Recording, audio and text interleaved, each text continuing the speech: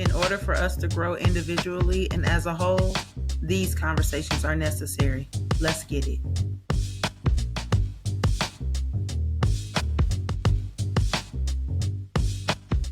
Hey, y'all, welcome back to Empowering Real Talk. It is your girl, Kisha, aka Coach K. Thank you so much for tuning in. Listen, you guys know I like to have the conversations that are so necessary, and Empowering Real Talk is definitely the platform to make that happen. And I am here with a lovely guest also to share in that raw, uncut, unapologetic, but necessary conversation. So I'm going to allow her the honor of introducing herself. Hello, hello, hello.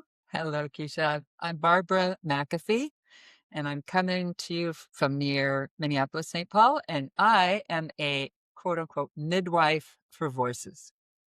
I love it. If those that listen to me, my listeners know that I love to be very vocal and speaking about things that help us grow. And reading your bio and listening to a couple of your videos and your TEDx, and I was like, yes, I am so honored to have you here on Empowering Real Talk. So thank you for being here. My honor. Thanks. Absolutely. So please share a little bit about yourself, a little bit of backstory, and what got you to where you are today. I'd love to hear it. Oh my goodness, it's such a wild ride. Everybody's like, oh, how'd you get here? And it's like, you take a plate of spaghetti, throw it on the floor, and that's kind of the path. I honestly Fine. I can relate to that more than people know, trust me. Yeah. Yeah. It wasn't like, I know I'm 17 years old and I think I'm going to follow this path. It came through, like a lot of us, um, a wound. And I had a lot of vocal nervousness. I grew up in good singing, good choirs, lots of family members who were solo singers. And it was my worst fear. I wasn't going to ever do it. I would rather stick myself in the eyeball with a sharp stick. So, and I got kind of mad about that because I thought, like, what's my problem? Always a nice Yeah. question. And so I started doing some therapy and singing in public as a jazz singer the same Mm, week, which is sort of bizarre. That was not on purpose, but the soul has its way. it definitely And does. I started uncovering some of the patterns that were interfering with my really being able to fully express, not just in singing, but just say what I was mine to say. And, I was raised to be well behaved like a lot of people, and I got over it. So I found some great I teachers love it. along the way who really invited me into not just speaking or singing, but into sound. Yeah. And that is what changed the Yeah. whole story. I love that. Oh my goodness, I love that you touched on that because really, I think myself, I've always been, and people have always called me loud, right? But I was loud not saying or doing anything. I just was Yeah. loud. And I didn't realize what I was going to be doing here now as far as like speaking on platforms and podcasting and all of that. I just was loud for no reason at all. But coming from a healing perspective and like really putting in the work to really discover who I am as an individual, but what I'm destined to become, it was like you're supposed to be loud, but let's use that loudness to make an impact. And it just sounds Right. like, and just reading more about you, that's exactly what you did too. That's true. And our voice and our gifts are so connected Yeah, because, generally people come out under and yeah. everything else we create comes out through our voice, whether it's a podcast or a business or a relationship, a family, a Mhm. community, a place of worship, anything. Everything that happens in this world is based on some kind of a conversation. Mm, And what gets me up in the morning and it's got me like training up. I think there are 75 people trained in my work now around the world, with I more, love more it. coming this year, is that so often people are missed because they're too loud, they're too soft, or we're talking across differences and Mm, we can't read each other's intentions yeah, accurately. And so having more choices vocally and being able to listen and speak with more intention makes it more possible for us to get our gifts in the world and make yeah. things happen in a good Yeah. way. I agree with that. And honestly, like from the vocal perspective, but also from our emotional, even in our professional and our personal matters, because I know that everything starts from the personal perspective because we've got to discover who we are first. And how we're going to speak. And, even with our voice, I know that that doesn't always mean the words that are coming out of our mouths per se, but it's also the impact that we're trying to, make and leave. I feel like sometimes, and which is what prompted me to start coaching and launching upgraded mindsets, is because people just don't feel that their voice is enough. They shrink it, they dim their shine, they don't like congratulate themselves, right? And we are kind of societally trained to kind of do that. What's your thoughts on that? Absolutely. Yeah. Well, heavens, I'm from Minnesota. Although although li and listen, although lately we've gotten some good attention for the parts of us that are firm Right, and strong. So right. I'm super proud. But yeah, we're all trained. We're all living in this tiny little story about ourselves that is not true.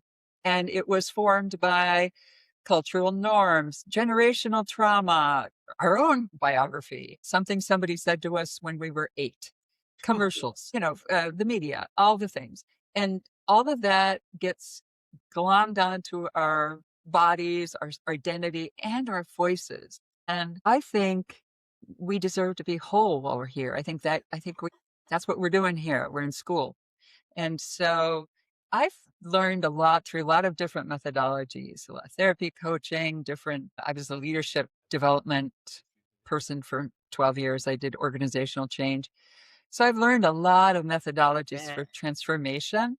What has surprised me the most about the voice is a bunch of things, but one is how darn fun it is. Mm, You can learn and grow and expand while you're laughing like a yes. hyena, why not? I agree. I Yeah, love that. I love that. It's the yeah. facts. There were things that I just did not realize that I really liked because of the suppressed side of things. There are things that it's like now I'm like, I always like to do that, but I was scared to say it, for whatever reason. And now it's like, man, I don't care if you like it or not. It's not for you, it's for me.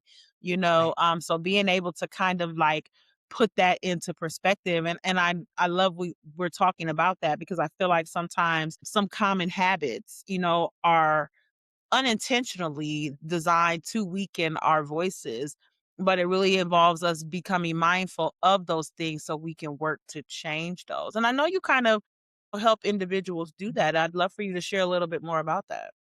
Oh, I'd love to.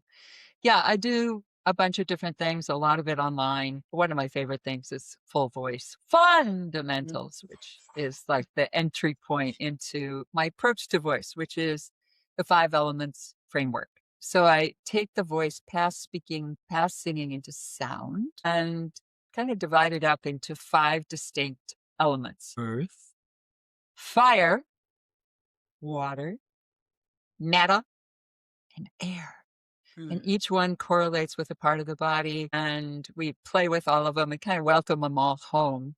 And then they all have different applications. So you were talking about being like told you were loud. mhm. Well, that's fire. We are both fiery women, I have to say. I love it. And and that represents passion. And it helps us take up space. We can be seen and heard easily. And it also is really good for waking up the body, the physical. Yeah. However, fire sometimes is not the most useful thing. Like, I had one guy who worked outside as a carpenter, and then he came inside, he had a big fiery voice, big loud voice, and then he came inside and he had to work with upset customers and also supervise people. Mm, So, fire, I've got yeah. some feedback for you on your performance. And people were like, oh, they were either terrified or worn out by him. And so he had a lot of other emotional range. His voice just didn't show it. And so Mm, he learned how to move more into some water. So if he had somebody on the phone who was really upset about something, he could say, so tell me more about that. Can I yeah. help you with that? So that's what I try to do with people is give them more vocal choices and flexibility and also to welcome different aspects of themselves back Yes. I through the love vehicle of their voice. I love that. I think that's so critical. You know how we hear people say all the time, and I used to be guilty of this. Oh, that's just how I am. You know how I am. You know how I get. I feel like that puts us so much in a box It as does. individuals because just because you're like that doesn't mean you have to stay like that. And also, I want people to understand just because you're like that doesn't mean everybody around you has to accept that. But that might be a whole nother podcast, so to Yeah, it speak. is. But it's like really being able to understand that you can shift your perspectives on a lot of things. I had to do it. Really understanding that just because you believed this way for so long and your value systems were this way for so long doesn't mean that they still have to be. You owe yourself the evaluation process of figuring out if those things are still aligned with you.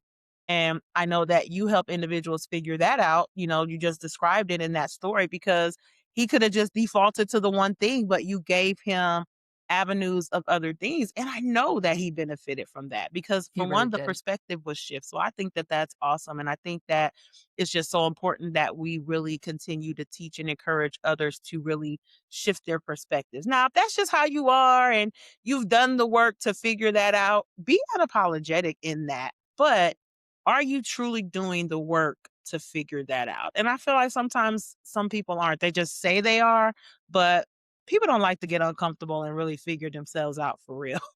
That's true, and I have to say, the work is fun, but I've also shed buckets of tears and walked Facts. shaking through, like, those stories. See, I think those stories are like they're just our ego or Yes. our and God bless our ego, it's Yeah. just trying to keep us safe. It Yep. doesn't mean any harm, and I used to be so mean about it. I'd be like, Right. "Oh, my ego." And it's like, no, it's like it's a dog that doesn't know the difference between the postal carrier and an intruder.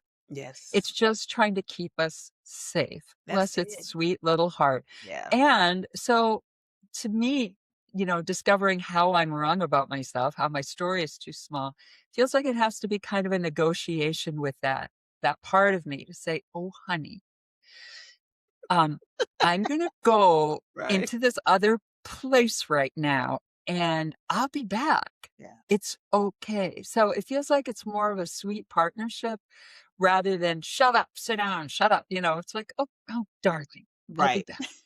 I'll be back. Mama will be back.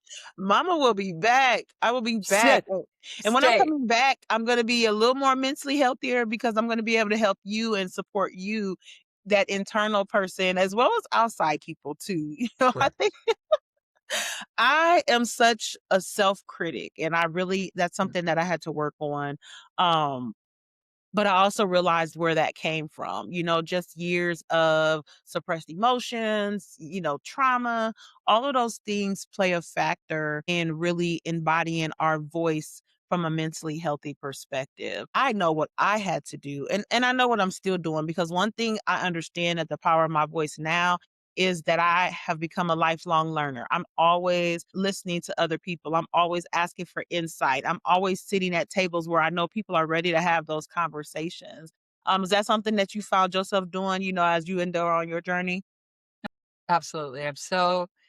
Well, the question, "How else am I wrong about myself?" has been, that happened when I first met these teachers who opened me up into all these sounds, and they Yeah, just blew my story right out of the water, yeah, and I yeah. walked out. This was back in my late 20s, and I'm in my 60s now, and I was like, "How else am I wrong about me?" And that question has really pulled me into some really interesting I love that. places. That's a powerful question. And it Yeah. could be loaded or unloaded, but that is a very powerful question. I love that.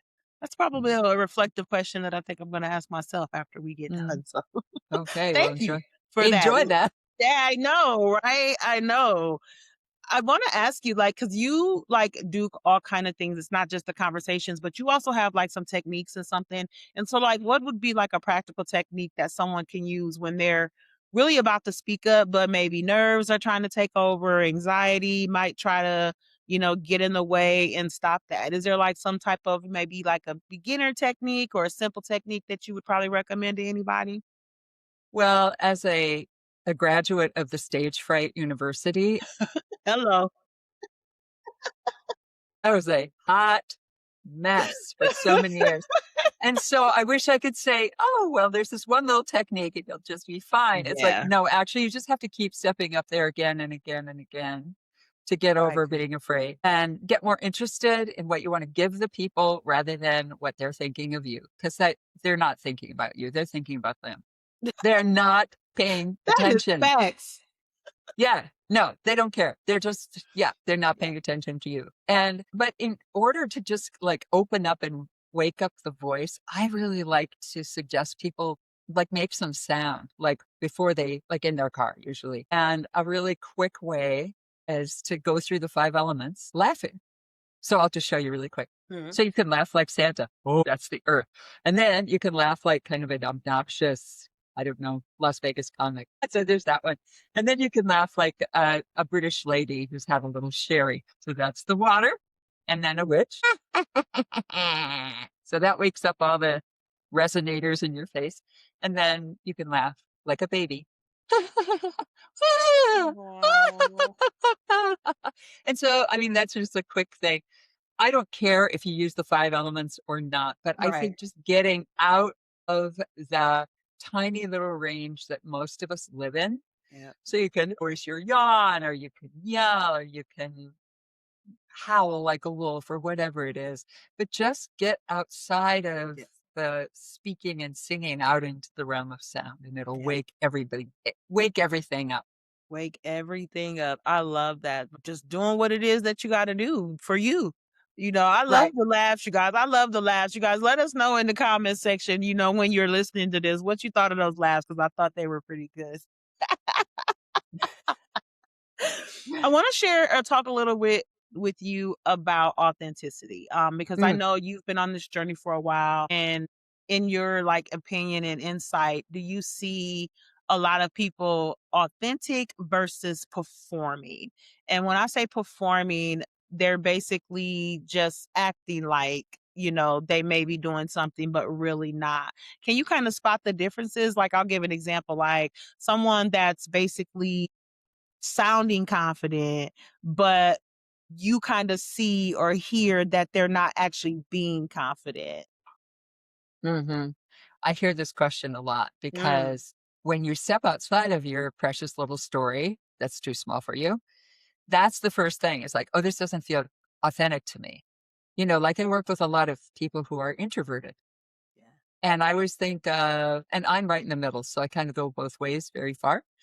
And for them, really big self-expression is kind of like a second language or something. It's not going to be their first way of operating in the world, but they often have an incentive to learn how to do that. Need to learn how to manage people better. They want to be more outward when they want to be. And so I do think that fake it till you make it thing is a really good thing, but you got to be on your way somewhere. It's not about manipulating people, it's about connecting with people. Ooh. And so the carrot, the dangling carrot is like, I want to connect. How can I connect with you? And a lot of times we know when we're not connecting. You can kind of see the kind of backing off and the dead eyes and the like crossing the arms, but most of us don't know what to do about it. We usually persist in what's not working. And so Mm.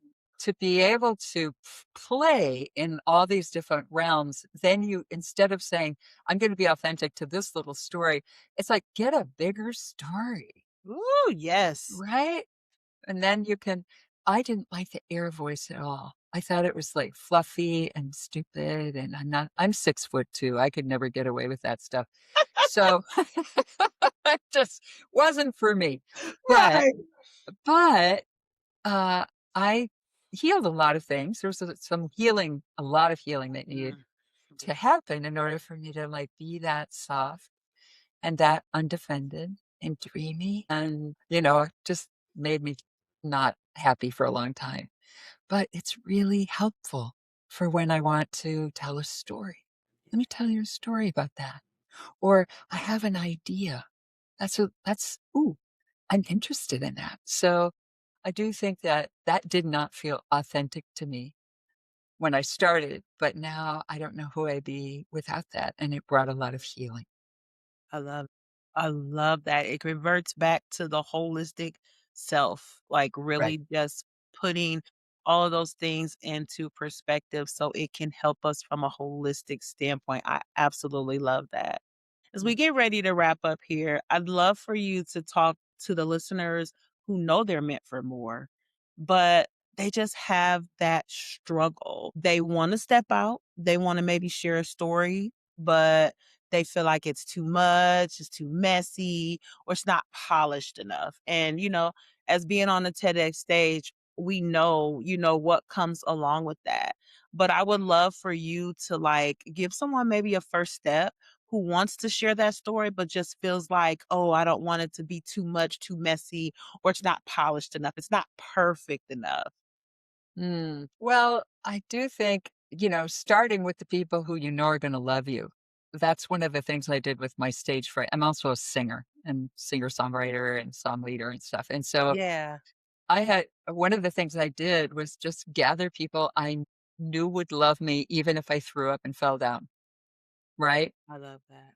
And so I rented a little space, that had a piano, and I sat down and I said, "Here's the deal. I wanna just play some music, and if I start over 4 or 5 times, oh, well." So low stakes. Start with really low stakes.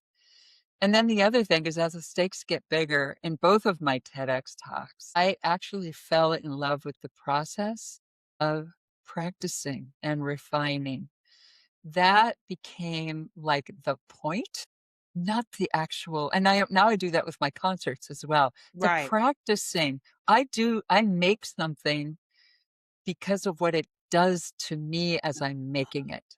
And then the concert or the TEDx or the whatever it Yeah. is like an artifact of what really happened, which is Barbara grew. And I practiced and I became more friendly with my songs or with my talk or what I really had to say. And so to me, we're a very product driven culture. It's about Yeah. making the thing. And it's like, no, the thing is not the point. The making is the point. Yes, the journey So along the way. Oh, I it love it. sure is. And then no matter what happens in that concert or TEDx or whatever, you've already won. Yeah. And so the stakes actually are kind of lower because you walking in going, I'm good. Yeah. I'm I'm good. good. I'm good. I love it. I love it. And I think that that's so important. That's one thing that I had to like make sure that I remind myself, whatever journey I'm on, whether it's personally in my business, things like that is the goal is great, but it's making sure that I'm celebrating the journey along the way, celebrating the small wins, celebrating, the reroutes even, because everything does not have a straight path to get there. So really embracing and being mindful of all of that, that has really helped me over the years. So I'm glad that you touched on that as well. So Mhm. tell us a little bit more about your book, Barbara. I have 2 now. I Oh, can't believe I had please I had share, I please had another share. baby. So my first book is called Full Voice: The Art and Practice of Vocal Presence. It's out on all kinds of platforms. I read the audiobook version of it, and it's paperback. Nice. And then I have a new book that just came out that's called Vocal Intelligence, Oh, which nice. is kind of aimed a little bit more towards leadership, and it just Mhm. has some it's also started as an audiobook, and it has about an hour of my music in there as well, which is kind of Oh, fun. So you awesome. hear me talking and you get to do some exercises, and the paperback version of that is coming out in March of 2026. Nice. I So, love it. I love it. I think that is awesome. So anything else that you've got upcoming for 2026? well, just ongoing courses. I've got a full voice fundamentals class starting in the end of March, and those generally come, a couple times a year. And I lead some retreats around and about. Everything is made clear on my website. Before we wrap up, Barbara, any words of encouragement, inspiration, or just some tips that you'd recommend to my listeners when it I comes got a to little just song. being themselves and just empowering themselves to their next level? Yes, I do. I have a little song. It's one of mine based on a quote by the great Sufi mystic Hafiz. And it goes like this. I wish that I could show you. I wish that I could show you Whenever you are lonely, walking in the dark, I wish that I could show you the astonishing light of your being. Awes Thank you. I received that, okay? Oh, absolutely. I hope you I do. love it. Thank you so much for joining us here on Empowering Real Talk. Thank you so much for dropping so many gems for my listeners. I know that they are going to get great value and just continue to do what it is that you're doing. Make sure you keep us updated on everything that's going on with you, Barbara. And I appreciate you so much for being here. Oh, thank you so much. It was just a Absolutely. joy to be with you. I agree. I agree. All right, guys, listen.